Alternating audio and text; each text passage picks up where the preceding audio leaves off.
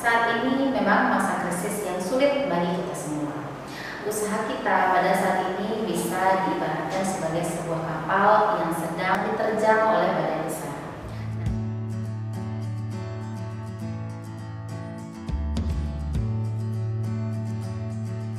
Assalamualaikum, apa kabar Bapak Ibu para wirausaha?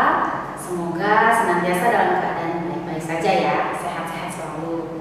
Oh ya, bagaimana kabar usaha Anda hari ini?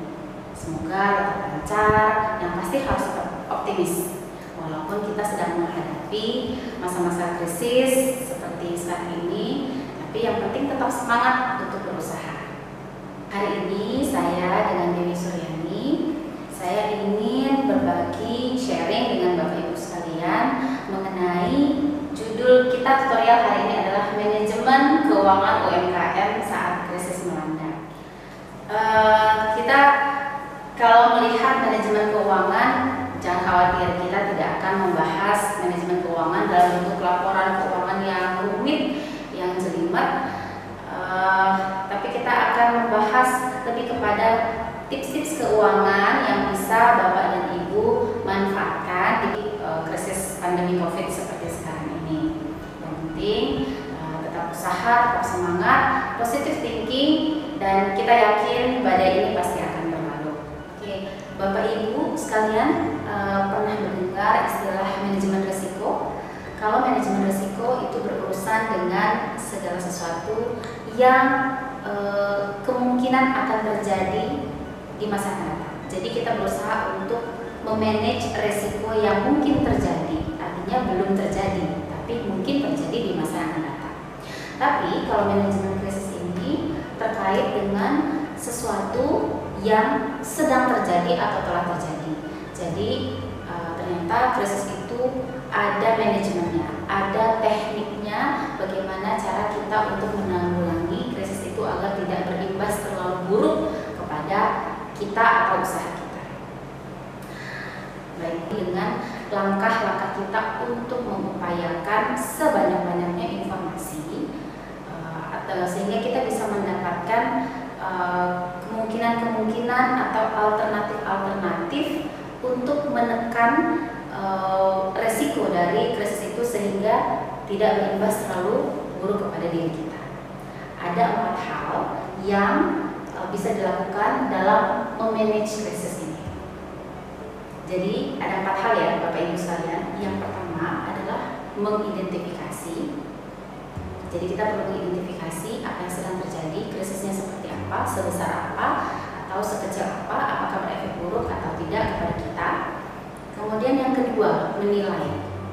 Menilai ini mempertimbangkan baik efeknya kalau besar akan sampai seburuk apa, ini perlu kita evaluasi, perlu kita pikirkan langkah-langkah kita ke depan. Kemudian yang ketiga adalah memahami. Memahami bahwa memang krisis ini sedang terjadi dan mau atau tidak mau kita harus melakukan sesuatu, segera mengambil tindakan agar kita bisa menekan risiko yang lebih besar lagi. Dan yang keempat adalah mengatasi situasi yang serius, terutama dimulai dari saat krisis pertama kali terjadi sampai dengan titik pemulihan kembali. Jadi manajemen krisis itu dimulai sejak pertama kali kita terimbas dan kemudian kita perlu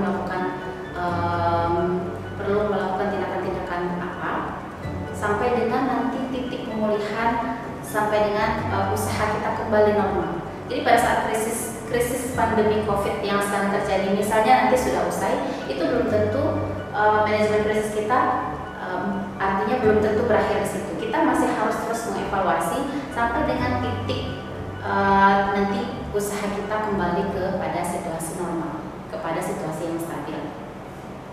Adanya himbauan dari pemerintah untuk tetap di rumah aja.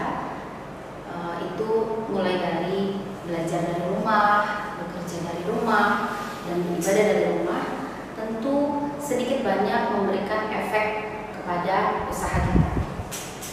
Usaha kita, roda bisnis kita, roda usaha kita mungkin akan sedikit lesu atau bahkan mungkin menjadi sangat lesu karena berhentinya kegiatan perekonomian seluruh masyarakat.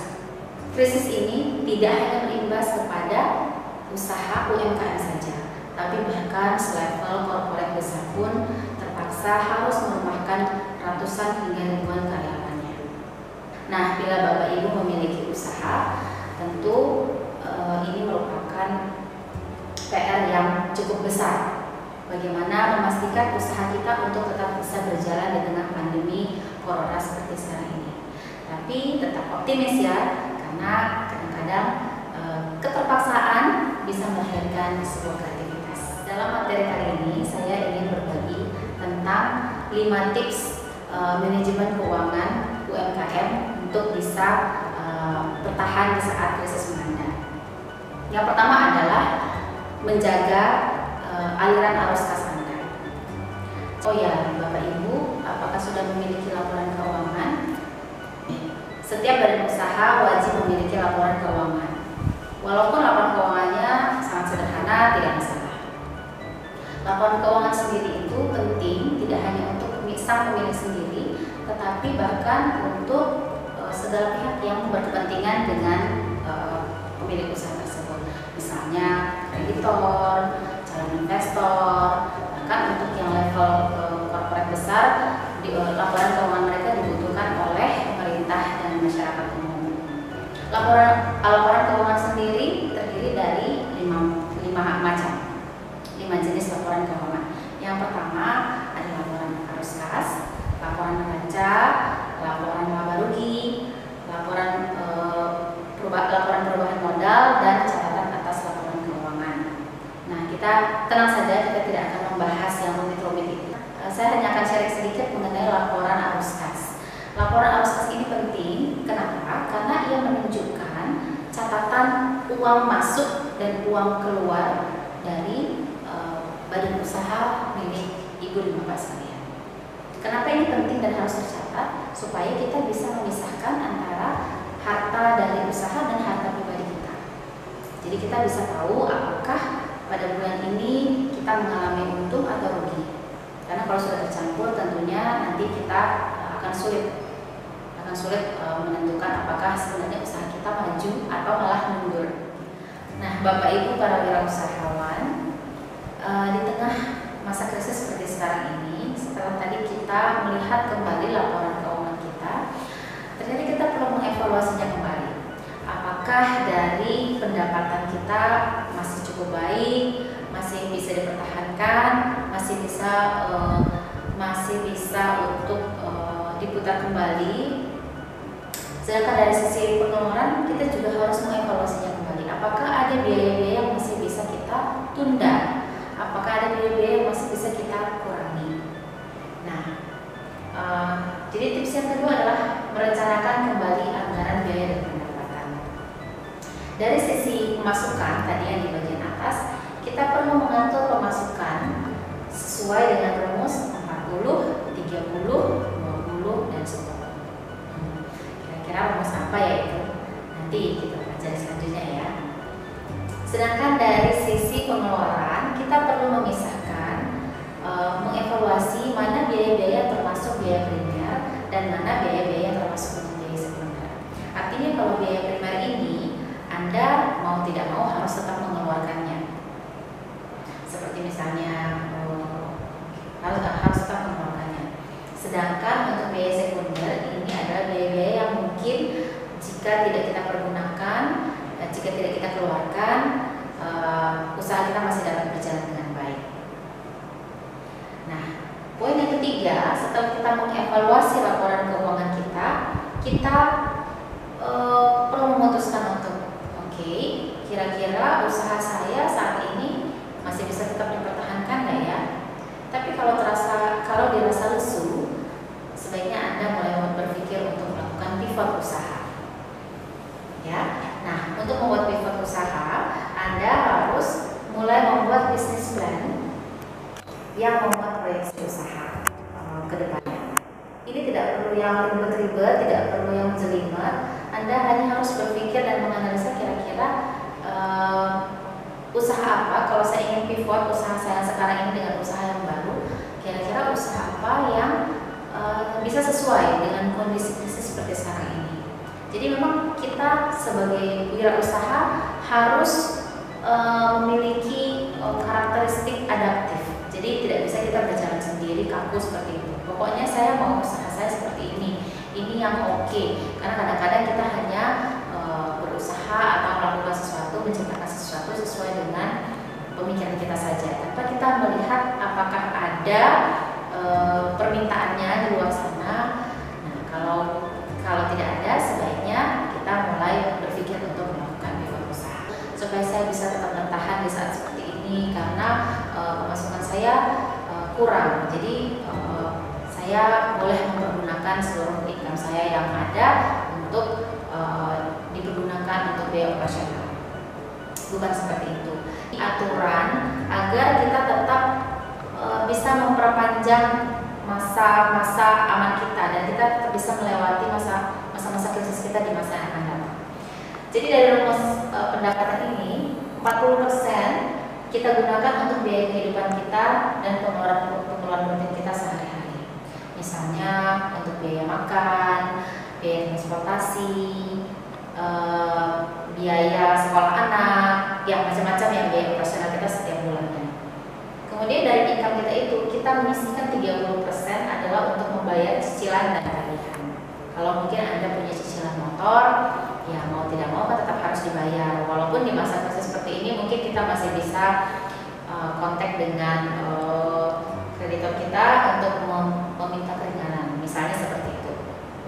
Tapi kalau tagihan rutin seperti tagihan pembayaran listrik, air, telepon misalnya, nah itu kan biaya yang tetap harus dikeluarkan setiap bulannya. Nah, jadi kita harus tetap menyisihkan income kita senilai 30% untuk membayar cicilan dan tagihan. Kemudian jangan lupa, ini juga sangat penting, 20% harus kita sisihkan untuk tabungan dan investasi. Jangan pernah kita berpikir ini kan sedang masa krisis, pendapatan saya juga kurang, atau tabungan itu sepertinya hanya untuk orang-orang yang punya uang cukup ya. Kalau saya sih kan pendapatan saya sedikit, pas-pasan, boro-boro untuk nabung, sedangkan untuk kebutuhan sehari-hari saja saya kurang. Nah, hilangkan pemikiran-pemikiran seperti itu, karena kalau kita mau, kita pasti bisa kok. Nah, tabungan dan investasi ini sangat penting, karena kenapa? Jika saja selama ini kita konsisten melakukan ini, tabungan dan investasi, seharusnya kita akan memiliki cash on hand yang cukup di masa-masa saat krisis seperti sekarang ini. Jadi kita bisa tetap merasa aman, tidak terancam dengan kebangkrutan dan lain sebagainya. Nah, tabungan dan investasi ini bisa berupa deposito, uang cash, atau bahkan emas. Tentunya tabungan dan investasi ini harus dalam bentuk yang liquid, artinya mudah dicairkan. Emas juga termasuk salah satu jenis investasi yang mudah dicairkan, karena kapanpun Anda datang ke toko emas kemudian menjualnya, Anda tetap bisa langsung mendapatkan dana yang dibutuhkan. Nah, sedangkan yang 10% yang terakhir adalah dana darurat. Ini juga penting karena kenapa? Bisa kita gunakan untuk misalnya ada anggota keluarga yang sakit, atau sekolah putra-putri kita tiba-tiba ada kebutuhan ekstrakurikuler, ada kegiatan di luar sekolah yang membutuhkan dana di luar dana rutin setiap bulannya. Nah, untuk dua hal ini itu memang suka tidak suka kita anggap saja ini uang hilang, begitu ya, supaya kita tetap bisa konsisten menjalankannya. Karena ini sangat penting Bapak Ibu. Ini menentukan likuiditas usaha kita. Kalau kita memiliki tabungan investasi, kita memiliki dana darurat, artinya kita memiliki cukup bekal untuk kita bertahan di masa-masa krisis atau masa-masa paceklik nantinya di masa yang akan datang. Nah, ini sifatnya harus liquid, karena likuiditas itu dalam ibaratnya dalam tubuh manusia itu ibarat sebagai darah, dia harus ada. Dan kalau idealnya kita memiliki cash on hand itu, atau harta yang liquid itu idealnya untuk 6 bulan, untuk 1 tahun ke depan, atau minimal 6 bulan ke depan. memang terasa wah besar sekali 6 bulan ke depan, boro-boro untuk 6 bulan ke depan ya kan. Sedangkan untuk bulan ini aja saya susah. Nah memang sulit, tapi kalau kita konsisten untuk melakukannya, ini akan menyelamatkan diri dan keluarga kita di masa-masa sulit ke depan. Bapak Ibu sekalian, jika Anda merasa bahwa usaha Anda saat ini lesu, tidak bergairah, sekarang tiba waktunya untuk Anda mulai memikirkan bagaimana caranya untuk melakukan pivot usaha sehingga Anda tetap bisa bertahan di masa krisis seperti sekarang ini. Nah, pivot usaha ini artinya Anda mulai memikirkan usaha apa yang kira-kira cocok dan sesuai dengan kondisi krisis seperti sekarang ini. Nah, sebelum Anda melakukan pivot usaha, Anda harus membuat bisnis plan. Bisnis plan ini tidak perlu yang susah-susah, hanya ada 4 kriteria yang perlu Anda pikirkan, perlu Anda analisa terlebih dahulu. Jika keempat hal ini telah terpenuhi, maka Anda bisa mulai menentukan Anda akan melakukan usaha apa. Oke, kita mulai dengan poin pertama. Poin pertama adalah ide. Ide ini mungkin Anda mulai bisa memikirkan, saya kira-kira mau usaha apa ya? Kemudian apakah saya punya ilmu dan kemampuan untuk membuat produk tersebut atau untuk melakukan jasa tersebut. Kemudian yang ketiga, apakah peralatan tersedia. Kemudian yang keempat, apakah bahan-bahannya mudah didapat. Kalau pertanyaan-pertanyaan tersebut sudah bisa Anda jawab, Anda bisa masuk ke poin kedua, yaitu analisa. Analisalah usaha tersebut, apakah kira-kira bisa memberikan hasil yang baik. Misalnya Anda perlu memikirkan siapa kira-kira calon pembeli yang akan membeli produk Anda yang dari usaha yang baru ini. Kemudian Anda juga perlu memikirkan siapa kira-kira kompetitor yang ada di sekeliling Anda. Nah, kalau semua hal tersebut telah Anda pikirkan, telah Anda analisa dengan baik, Anda bisa masuk ke poin ketiga, yaitu kerja. Kerja artinya lakukan usaha tersebut. Yang keempat, pastikan bahwa dengan usaha Anda yang baru ini, Anda bisa lebih sukses dibandingkan usaha yang sebelumnya. Setidaknya Anda bisa merasa cukup aman melewati masa krisis seperti saat ini. Ada beberapa tips usaha yang bisa Anda jalankan di masa krisis seperti sekarang ini. Karena usaha-usaha seperti ini kalau kita lihat ternyata bukannya mengalami keterpurukan, tapi justru mengalami lonjakan yang cukup drastis. Nah, mungkin di antara empat ide ini ada yang bisa Anda manfaatkan untuk diaplikasikan. Yang pertama adalah usaha menjual sayur mayur dan ikan-ikanan segar. Kenapa? Karena ada kecenderungan masyarakat sekarang ini sudah mulai memahami bahwa gizi yang berimbang itu sangat dibutuhkan untuk menjaga imunitas tubuh yang baik. Alasan yang kedua kenapa memilih usaha ini adalah karena kebanyakan ibu-ibu, sebenarnya termasuk diri saya sendiri, itu mengalami ada rasa enggan untuk pergi ke pasar karena untuk menghindari risiko yang lebih besar dari terkena COVID-19. Jadi daripada jauh-jauh ke pasar bertemu dengan banyak orang, kenapa nggak belanja di warung sebelah aja nih, di tukang sayur yang ada di sekeliling kita. Tips usaha yang kedua adalah toko kelontong yang menjual bahan sembako. Nah, ini penting karena tentu setiap orang pasti memerlukan sembako. Kemudian yang ketiga adalah seperti yang sekarang kita lihat di masyarakat umum, banyak yang melakukan usaha menjual produk kesehatan berupa hand sanitizer, masker dari kain. Nah, itu penting karena banyak sekali permintaan. Kemudian cleaner seperti sabun, deterjen, seperti itu. Kemudian yang keempat, tidak lupa jasa ekspedisi. Nah, sekarang kan orang sulit nih pembeli mendatangi penjual atau penjual mengirimkan barang langsung kepada pembeli, itu cukup sulit, sehingga diperlukan jasa ekspedisi. Poin yang ketiga adalah menjaga komunikasi dengan pelanggan. Nah, apalagi kalau Anda sampai melakukan pivot usaha, berarti ada hal-hal baru yang harus Anda komunikasikan dengan customer Anda. Jangan sampai mereka tidak tahu bahwa usaha Anda sekarang telah pivot dari usaha sebelumnya. Atau sebenarnya tidak seluruhnya pivot juga tidak masalah, tapi ada pengembangan usaha di situ. Jadi selain usaha Anda yang utama, kemudian ada usaha yang lainnya untuk menopang usaha Anda yang sebelumnya lesu. Itu juga boleh. Tapi yang penting adalah jangan lupa untuk komunikasikan dengan customer Anda. Karena itu penting. Customer sudah menjadi sifat customer bahwa mereka hanya akan menggunakan produk yang memberikan benefit terbaik untuk mereka. Kemudian salah satu cara untuk kita mengurangi biaya beriklan, biaya berjualan yang tadinya mungkin keliling-keliling, berjualan keliling di sekitar tempat kita. Nah, mungkin salah satu hal yang bisa membantu menghemat biaya kita berkeliling, kemudian tetapi jangkauannya lebih luas adalah dengan berjualan di marketplace, ya, di marketplace ataupun di media sosial yang Bapak dan Ibu miliki. Nah, ini jangkauannya lebih luas. Nah, tapi perlu diingat bahwa sebelum Anda mulai berpetualang di dunia digital, ada 3 hal yang harus Anda persiapkan. Yaitu yang pertama, kualitas produk Anda.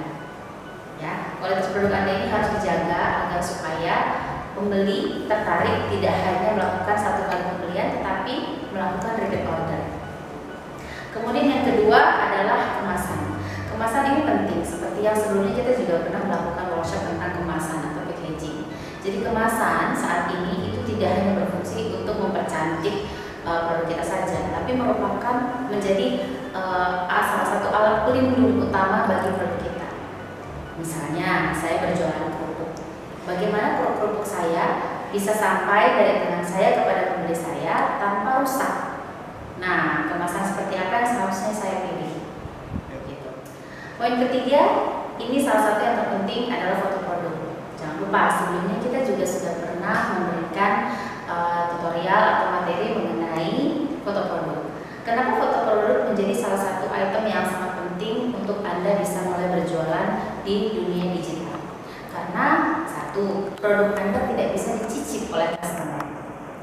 Yang kedua, produk Anda tidak bisa diraba oleh customer untuk mengetahui teksturnya baik atau tidak, lembut atau tidak. Jadi satu-satunya cara atau satu-satunya alat komunikasi, alat untuk mengkomunikasikan produk Anda kepada customer adalah dengan foto produk yang baik.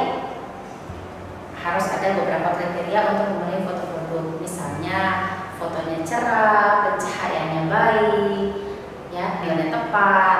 Jadi akhirnya bisa menghasilkan foto yang menarik. Dengan foto yang menarik itu akan memberikan image pertama kali image yang baik untuk customer. Tips yang terakhir adalah maksimalkan penggunaan media sosial bisnis Anda. Ada beberapa media sosial platform media sosial yang bisa kita pergunakan seperti Facebook, Instagram, dan WhatsApp. WhatsApp ini bisa lewat WhatsApp group, seperti grup yang sudah kita bentuk bersama. Itu merupakan salah satu media yang baik juga untuk Bapak dan Ibu berpromosi.